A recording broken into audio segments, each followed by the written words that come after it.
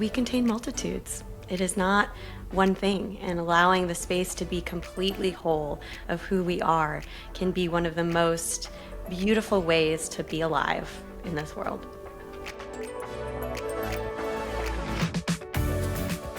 Introducing The Vixen Voice, a podcast for ambitious women entrepreneurs ready to move into their feminine essence, live their truth, and unlock their full potential.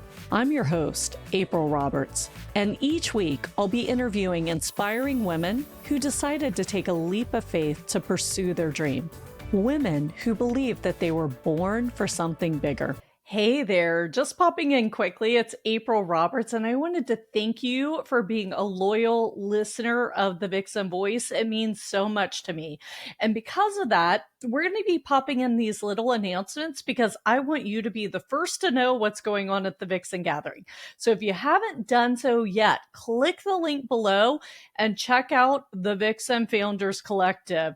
The members who are already in are raving, and we would love to have you join us in the ultimate business consulting, networking, and personal growth community for Gen X female founders. See you there. Hi, and welcome back to another episode of the Vixen Voice. As you know, I'm freaking excited for every episode. I'm sure you're tired of me saying that. But since we are now top 3% globally, I think y'all are excited for every episode too. So I totally owe that to all of you listening and to the amazing, awesome guests that I am honored to have on every week. And this week is no different. We're going to be talking about an awesome topic: how to break free from the all or nothing mindset, right? I don't know about you, but a lot of my female friends and clients, there's a little bit of this perfectionist mentality, good girl mentality, like things should be done this way. I have to jump in, and social media has not helped this with the highlight reel syndrome. And so today we're going to talk about when you're making changes, when you're growing, when you're healing, it can look messy, and that's okay. We really want to embrace it. And we have amazing guests today. You're just going to get like a plethora of different perspectives today, and that's going to be amazing. We have Christina Trifero. She is an intuitive life coach, and she helps people harness their own intuitive insights. I love that because I'm all about free will, right? And on top of it, she's a psychic medium and an energy healer. So her clients get all of this wrapped up into one package. So that's pretty cool. And then we have Megan Chamberlin, who is a coach helping you tap into your creative energy and your creative spark and helping you turn this passion into impact, income, and influence. Now, who doesn't want the 3 I's? So super excited to dig in there. And both of these women and me, as always, we will be sharing our journeys along with tips to help you break out of these kind of more formal mindsets so we can really engage and live the life of our dreams and build our business to that level where we really thrive. So ladies, welcome. So excited to have you here today.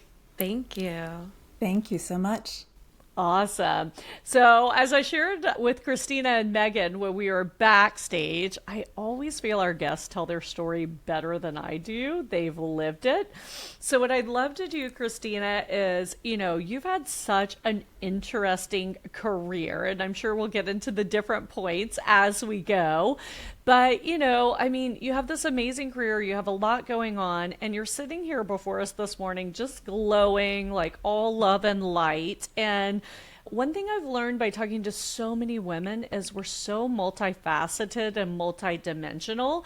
So I'm super curious, what was like a pivotal moment in your life that you feel helped carve this amazing woman sitting here glowing with love and light today? Oh, thank you, April. What a question. I think from a very young age, we can all discern what lights us up, who we are, how we play, what drives us creatively. And that came at a very young age for me. I took a lot of risks. What felt so natural to me, people would kind of react like, oh gosh, you can't do that. That's crazy. How are you going to do that? And so I think it was a culmination of a lot of different times that I courageously broke everything down, burned it to the ground, and started over again and followed my intuition. And then, of course, sprinkles of ways that I had really strong intuition and could kind of communicate with energy outside of myself. And then helping people. I found a lot of people would come to me to process things and go deep. And so those are all sort of pivotal things, little crumbs that gave me information of where I'm at today. I love it. And we're going to elicit more from you as we talk. But I say all the time that I've burned my life down many times too. In fact, the last time was 2 years ago. And I kind of just did it in December when I moved back to Houston.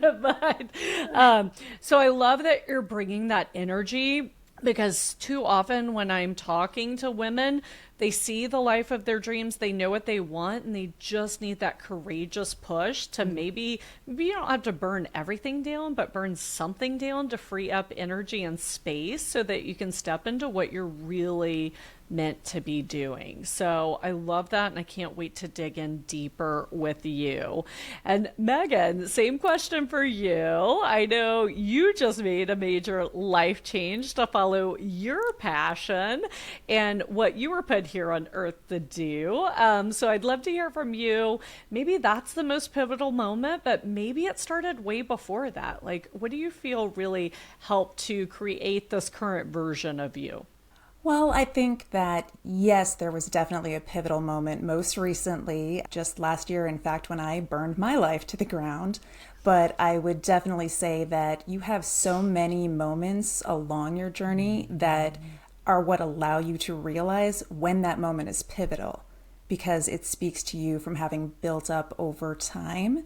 And I really feel like that was the same thing that happened to me. I came to a point where everything I felt I had been built for. I've been creative my entire life, dabbling in many, many passions. And I found that I was spending the bulk of my time doing a job that didn't serve any of my passions. And when it came time to really explore my creativity and everything I had for that, I didn't want to do it because I was so burnt out, so exhausted from daily life. And it really just came to a point of, why would I be doing this? Why would I not be focusing in on that which serves me? And so I think that just really all came to a head because I had so many little moments along the way where it finally just all resonated at the best time possible. Well, and I love how you pointed out, like, you're naturally creative, but daily life, work, etc., because you were burnt out, you couldn't tap into that. And I think a lot of entrepreneurs take this for granted. I used to joke when I owned my financial planning firm, I'm an energy broker. Like, this is before I got into healing work, how to heal, or anything. I was just like, for me, I saw it was all about managing your energy, right? Everyone talks about time management. And then I went into strategic coach, where Dan Sullivan teaches like free days. And he talks about how, like, as an entrepreneur, you need to be in the surplus energy wise, because if you're in the negative, there's nothing in the tank. And when you're level, the creativity is missing, right? And so we see so many entrepreneurs hustling and grinding, and they're never getting into the positive. And the entrepreneurial endeavor in general, we'll talk about creative solutions to problems today, is one of creation, right? And so you really get paid to rest. So thank you for being vulnerable and sharing that. And I just always like to highlight, it's important to pull out that nugget for anyone listening, that like, you have permission to rest. And Christina, I'm sure you see this a lot of times when clients come to you, right? Oh my gosh, absolutely. I think that the idea of rest, especially for women who are so smart, actually people, I work with both men and women, and we all sort of have the same thing of push, be productive, do the thing. And often what comes up in my sessions is, oh, your action item is to do nothing. For me too, I've built this career, and because I know, especially as an energy worker, I need to rest. I bake in time to rest. And it is so important to fill your cup up. And it's hard, you know, to get out of that mentality, especially if you've been in corporate or tech like I was, or whatever it might be, a mom, you know, it's a hard thing for us to acknowledge that it's an actual active practice to rest. I love it. I love that you went from tech to life coaching and spirituality. Okay, that's going to be a whole nother topic because that's a rabbit hole I would love to go down. I love it. So beautiful. So, Megan, you know, you kind of mentioned you found you were too burned out from daily life and work to tap into your creativity. So, like, what steps did you take to get out of that? Because I'm sure that's how you help a lot of your clients, right? Yes. And so one of the things that I think is so important is when you start to recognize this, it's something that I think a lot of women will maybe recognize but not vocalize. And therefore they will kind of continue down that path, get lost in sort of that superwoman, supermom complex of doing everything. But what I started to do was pay attention to all of the little moments and just sort of file them away. That, hey, here's a moment where I have said no to something when I normally would have said yes. And look how much more I got out of the experience from having said no. So that when the big opportunities came along that could have kept me on that strict, structured, yet unfulfilling path, I was ready and willing and able to say no to it. Well, and it's interesting because, you know, most of our listeners and all of the women I work with are 35 and above, and they're at this point in their life where they want deeper purpose. It's just a matter of the courage to do it. And a lot of times doing less allows you to go deeper. I know, like last year when I started this podcast, and then I guested on like 40 podcasts in 6 months or something like that, right? 25 articles went out. You have that blitz. And this year I'm like, it was like a blitz. I didn't like it. So now I only do 2 podcast guesting a month because I want to go deeper with the host and deeper with their audience and bring more value and be very intentional about the work I'm doing, right? And so I just had a friend who launched a book and she's like, how many podcasts should I do? And I'm like, okay, well, what's your purpose, right? Like, is it to go deeper? Is it to be seen everywhere? Because both are valuable purposes, but you have to understand the purpose so that the strategy backs it up. Yeah. So, Christina, I feel like you have something to add. Hop in here. Yes, I find that a lot of times, and especially early in my work, we talk a lot about purpose. It is a juicy word, it makes sense to people, but I noticed pretty early on that people felt a lot of pressure around this grandiose, where am I going? How far in the future is it? How do I get there? And I walked it back. I actually stopped using the word and tried to find what lights you up in any given moment. We are going to move at the pace of your nervous system. What feels really yummy and juicy to you today? What can we work with? And so I'm just alleviating that pressure of purpose. We don't let it go. We know the North Star. We know the vision, what your intuition says. But how do you actually get there? And it's bit by bit. It's loving the sun today. It's the way that you forget your keys. It's, you know, anything that you are and in this present moment really helps unlock the freedom to go on the path towards that deep inner knowing of what you want. And it gives you the possibility to throw it all away if it isn't working, right? I think that attachment to the outcome of your purpose can sometimes hold you back from being entrepreneurial about your own life. I mean, for me, certainly, you know, being fluid in my own career allowed me to continue to move the needle or change it altogether or whatnot. So yeah, it's a juicy topic, I think. The pivot is important. And again, you know, it comes back to words and how you define them. And that's why language is so powerful, because we can miscommunicate and we can create things with our language. But like Brendan Bouchard defines purpose as how you're being, not what you're doing. And so that really like encompasses what you're saying, because it's interesting. I feel a lot of conversations I've had lately, I'm like, okay, is this worth the stress you're putting yourself through? Like, this is coming up a lot. So I think you're on point with this, and it's like, okay, at the end of the day, really, how do you want to live your life? And maybe you need to adjust, like, what's worth it or not. And I like the idea of you calling them back present, Christina. That's really beautiful because I think that's how a lot of people are able to get unstuck. I just find sometimes we create this life and we don't realize that we basically put ourselves in a cage and we don't even see we're in a cage. And a lot of times that's when we wake up one day and feel stuck. So, Megan, I know you help your clients find creative ways to get unstuck. So I'd love to invite you into the conversation here.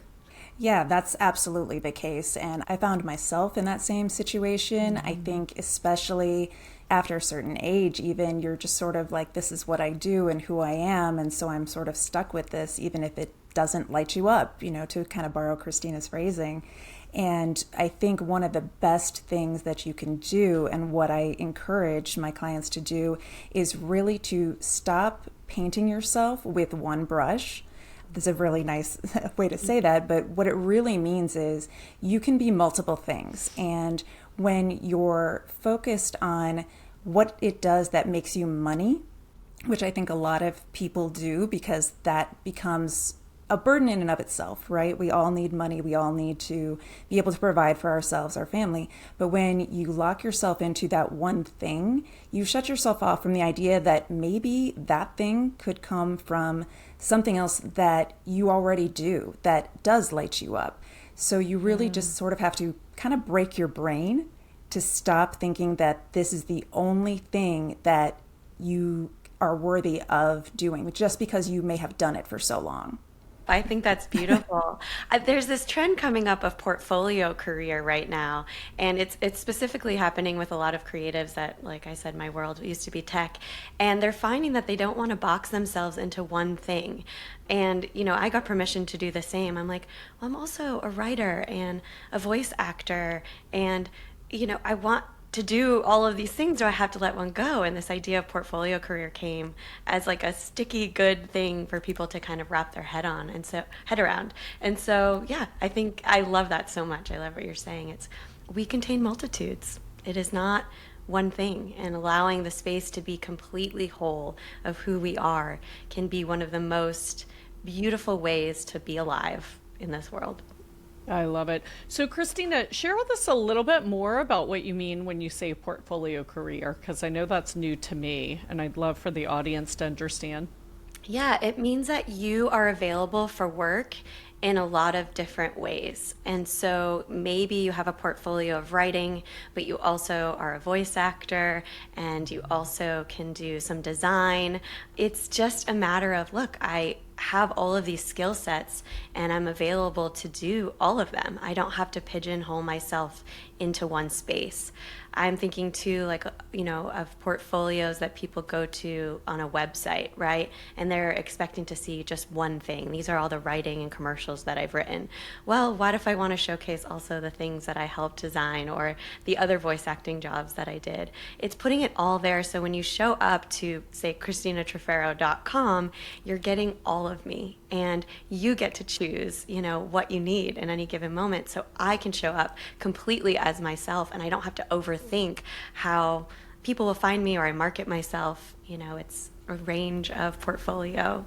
Nice. Love it. That's a very creative way to handle it, right, Megan? No, I love that. And I'm so glad you asked her about the portfolio career because I hadn't heard of that phrasing before.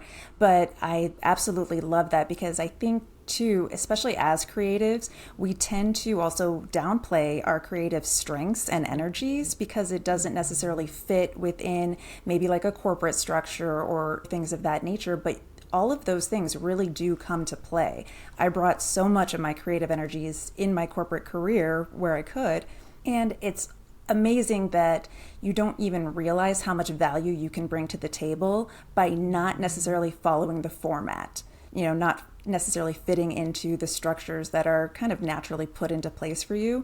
Because when you have so many different creative talents and things that really speak to you, your energy comes through, your authenticity comes through, and you're just able to do so much more with any career path you're on when you are bringing your authentic self to it.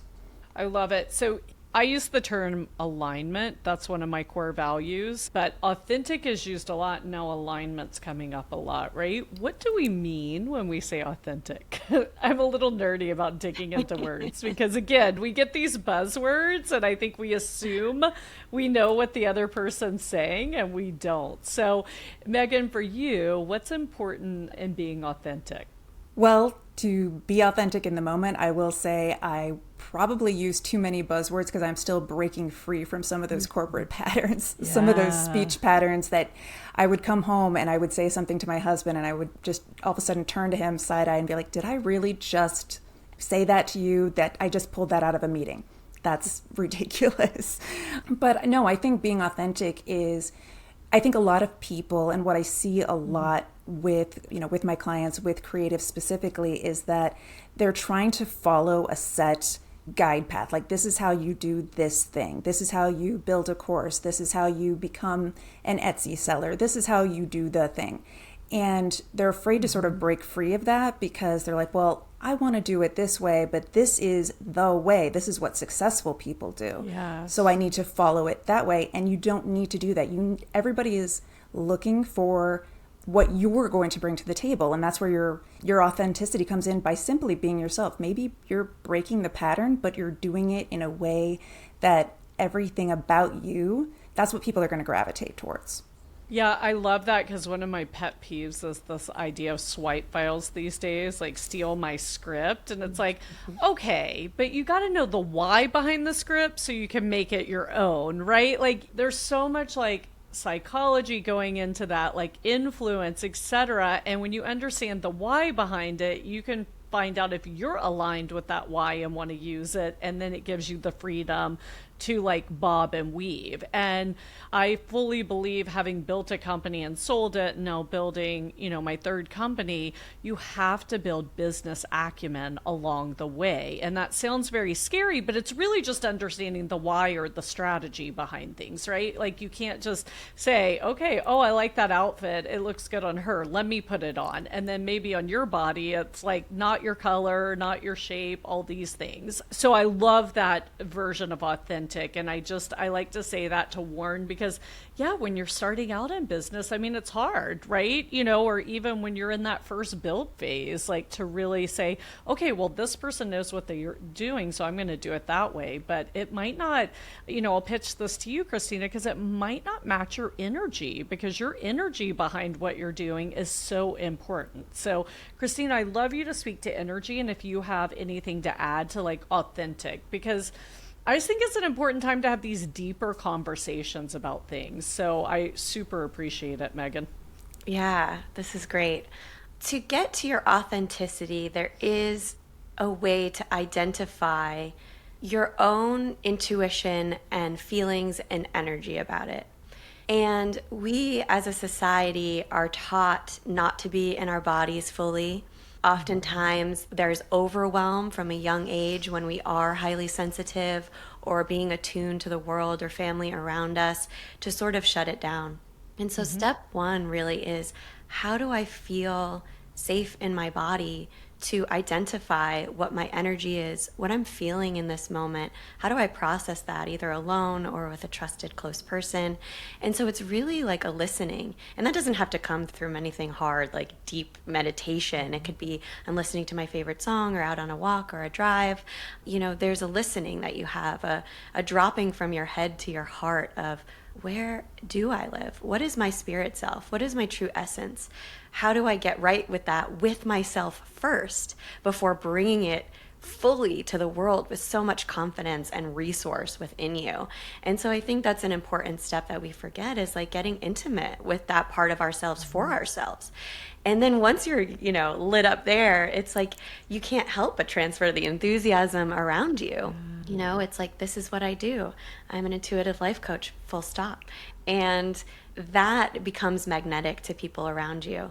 And then, to your point too about the way that it's done in the world, and these, copy and pasting, and your why, it's just because it's done before doesn't mean it's ever been done by you. And you can take inspiration from people and things that light you up and books, but there's only one you. And the way that you bring your magic to the world is going to be the difference, and someone's going to hear and resonate. There are so many billions of people on the planet, enough for us all to connect with the people who are meant to be with us on the journey. Oh, I love that. I agree. A mentality of abundance. Like, we have so much abundance on earth, and there's just too much scarcity and fear going on. But it's interesting. I like the point you made because, I read this once, and it's absolutely true. Like, just because 100,000 people are saying it doesn't mean you can't say it too, because you say it differently from a different perspective, and it's going to resonate with different people. It happened yesterday. I was recording a podcast, and the two women were like amazing, and they were like kind of very similar, like same, but one of them answered a question, and then I asked the other, and she goes, well, I was going to say the same thing, so I'll change. And I'm like, no, because you can say the same thing, but in your way, and it's going to resonate differently with other people.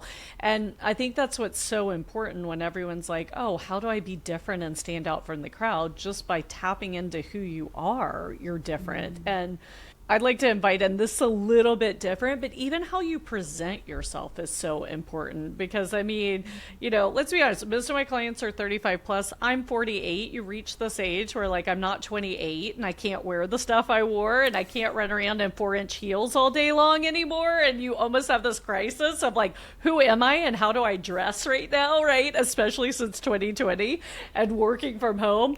And then we go on social media and everybody's like, oh, be relatable. Don't wear makeup. I'm like, I grew up in South Mississippi. If I tried to walk out the door without lipstick, my dad was like, where the heck do you think you're going? Go back upstairs, put some real pants on, not these cut off shorts, and some lipstick.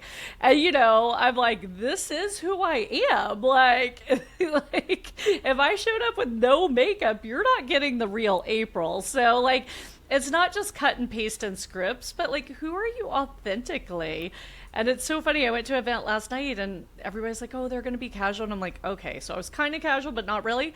I got hired for a speaking gig because the woman liked my purse. Like, had I casualed myself down, I wouldn't have gotten the speaking gig. So be yourself and like, be true to it. There's a reason you're that way, right? Like, you're bringing something to the world. So for me, that's how authentic is. Like, everyone thinks authentic is like, oh, your natural self and this and that. Well, maybe you're not natural. Maybe you're not relatable. That's okay too. Sometimes we need like beacons to look up to try to become, right?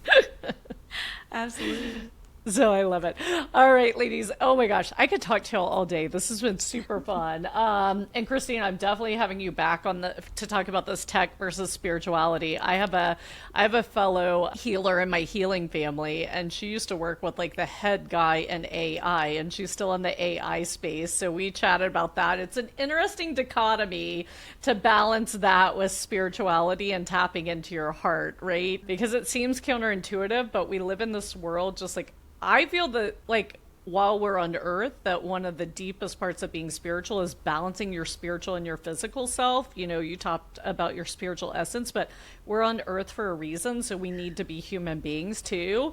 And then now this whole technology, AI versus spirituality is just complicating it so much. So we will definitely have like a deep nerdy conversation about that. But Megan, before we go, you and I were talking before we hopped on about a beta group. And the topic today we're talking about is sometimes progress is messy, right? Like, it's not perfect. And everyone feels so much, you were talking about pressure of purpose, everyone feels pressure to charge a high price. But sometimes you come out and there can be exchange of energy in different ways when you're testing things out. So if you don't mind, just share, launching your coaching business, you're starting with a beta group. So what does that look like for you? So really for me, the reason I decided to go this route with it was because trying to follow those other formats, trying to get those advice. I've had the coaches, I've had some wonderful coaches. I've seen a lot of different methods that I thought spoke to me pretty well, but what I really wanted to do was answer other people's questions. I wanted to have what I did not have when I decided, hey, I want to break free. I want to go out and do this for myself. I didn't have anyone there to sort of help validate the ideas that I was coming up with, maybe help steer, help me understand, because everybody I think is carrying a little bit of that imposter syndrome, especially when they break into something new. And so to really have somebody there who's not just on a group aspect, sort of in general, hey, these are the main points that resonate well and can work for this type of audience and such and such. I really wanted to be able to offer people the opportunity to be heard, because I think that is so important when, especially when you are starting out on a brand new path. And so that's really where I decided to sort of break the mold and just say, hey, I'm going to take, a set amount of people, because obviously I need to hold space for myself as well, time wise, and really be able to listen to people and then offer them that encouragement where they need it, maybe validation, maybe some redirection, but be able to work not necessarily in a true one-on-one the way that's scripted, but because I think you feed from energy from a group as well. But I think it's best to listen to what people need before you try to tell them what you're going to give them. Well, and the power of a group is it's not just the coach talking, right? I mean, the other people shouldn't necessarily be coaching, but they're sharing their experience, which one, again, allows you to say, oh, I'm not alone. They feel this way too. And then two, you can be inspired by what they're sharing, even if sometimes it inspires you to do the opposite. I'm a huge fan of group coaching because there's like an accelerated magic that happens because of like the collective growth. So I love that. Yay, I'm so excited for you. That's super fun. I do want to bring us home because I know we're almost out of time, unfortunately. But Christina, before we hop, I would love to hear from you. I know you work with your clients. Are you seeing trends in where they're getting stuck, or maybe scarcity mentality or fear mentality right now? Because I notice like energetic trends when I'm talking to people. But is there anything that you're seeing come up a lot lately, or is it just diverse? Yes, it begins diverse, but you're right. We all sort of follow the same trajectory and energy patterns, like week to week, I would say. There's a lot of themes that coming up.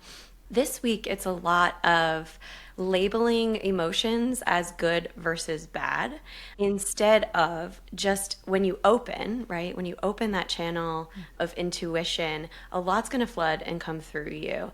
And we're taught, okay, fear is bad. Well, fear is an edge, right? Anxiety is bad. Anxiety is giving us information. When you're open, it's not like you can choose hot or cold. You're just going to have the water flowing.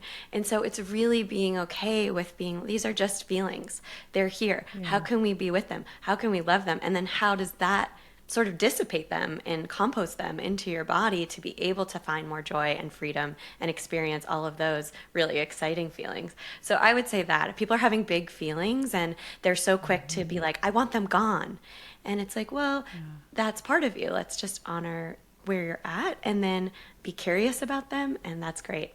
And then again, the fear of failure, right? It's like, I'm gonna get it wrong. And it's like, well, failure, I was taught, is exciting. It's an experiment. You get more information. How great is that, right? And so eliminating that fear of failure and just looking at exactly, I love what you said, Megan, is it's all beta. It's all, we're just testing and seeing what works. So those two themes, and of course we're talking about that today. So just reiterating, it's a theme. And to your point, it's just a pivot in perspective, right? Which sounds easy, but we know it's not linear. Like you'll move forward and then you'll falter and then you'll move forward because, like you mentioned, there is no failure. It's either succeeding or learning, right? If you can change to that mentality, which takes some time. Or for me, if I'm fearful of something, I'm like, okay, this is something I have to do. Like, I'm like, I got to figure out why this scares me. Like, let's go.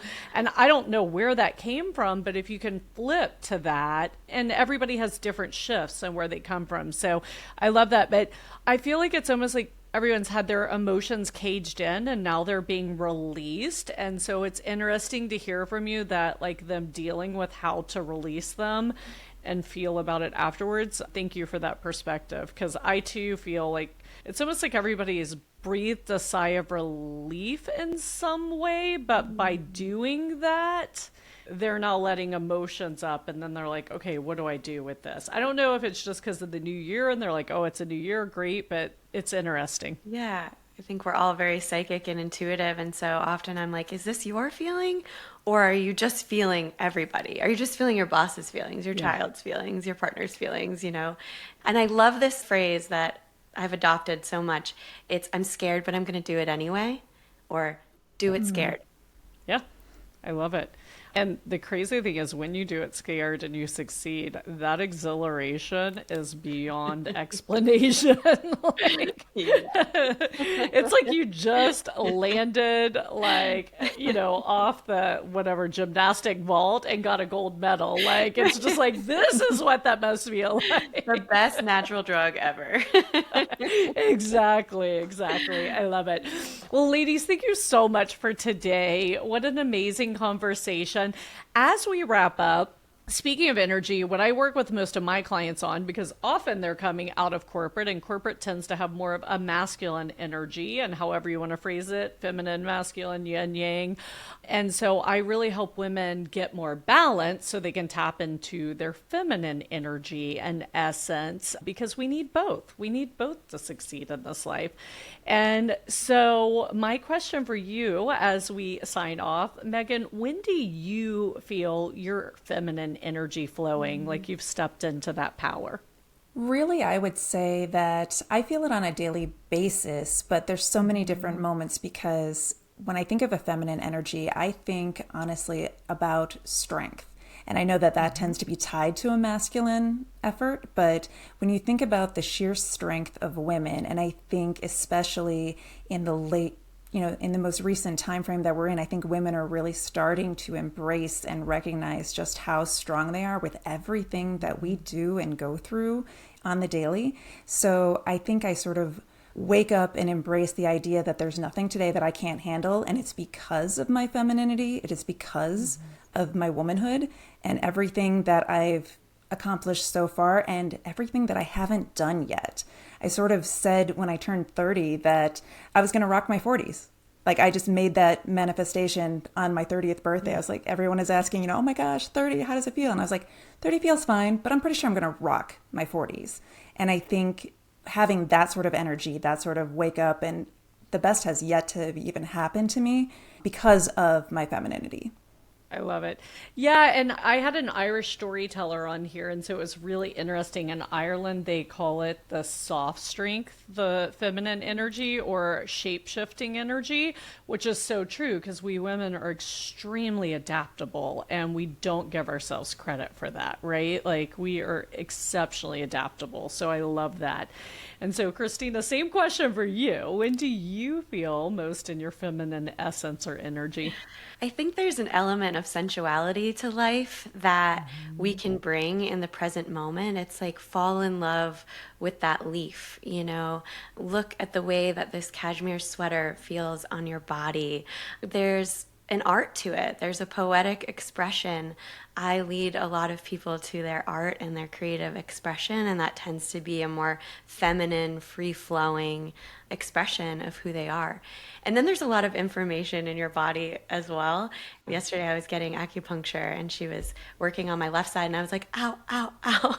And my right side was totally fine. I was like, oh, my feminine energy isn't balanced, right? That left side of your body is a big clue. The receiving, how do I receive? How do I accept a gift? That sort of thing. So there's a lot of clues out there, but yeah, it's bringing in that softness and presence. Yeah. Beautiful. I love it. So, Christina, what color is your feminine energy? Blue. I knew. I already knew. Of course. Of course. Love it. Yeah, she's blue, baby. Beautiful. And Megan, how about you? Green. Nice. Beautiful. All right, ladies. Well, we're going to wrap up. Any final words for our listeners? Or also, I'd love for you to share. If you're listening, as you know, everything goes in our show notes. And if you haven't done so, go to vixengathering.com/podcast, hit subscribe, and we will deliver all these goodies to your inbox every Tuesday and Thursday. So all of the guest resources, how to connect with them, etc. So if you haven't done that, go do that now so you don't miss out. In the meantime, if we have listeners who are maybe driving or on the road, what's a quick and easy way that they can get in touch with you, ladies, or potentially connect with you to go deeper?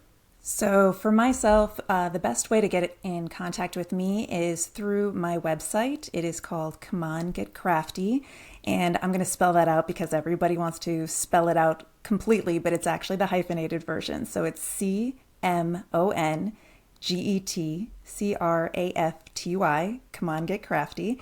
And that is where I have all of my contact information, all the information on my beta coaching program, everything that I have to offer. So that's really the best way. Awesome. Love it. Thank you. And Christina, how about you? Yeah, I can be found at spiritual-curiosity.com. And I just want to leave you, if you can tell someone something you appreciate about them today or give one act of kindness, it will fill you up and sprinkle a little magic into the world today. So important. And Megan, do you have a parting message for our listeners? I do. It's really just to not focus on what you didn't do yesterday. Go into today and focus on what you're going to do today. Yesterday is gone and today is here, and you still have so much opportunity to do what you came here to do. I love it. That's so beautiful. Thank you.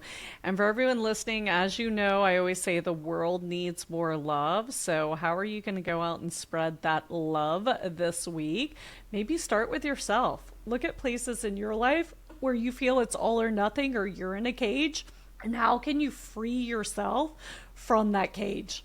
Have a fantastic week, and we'll talk to you soon.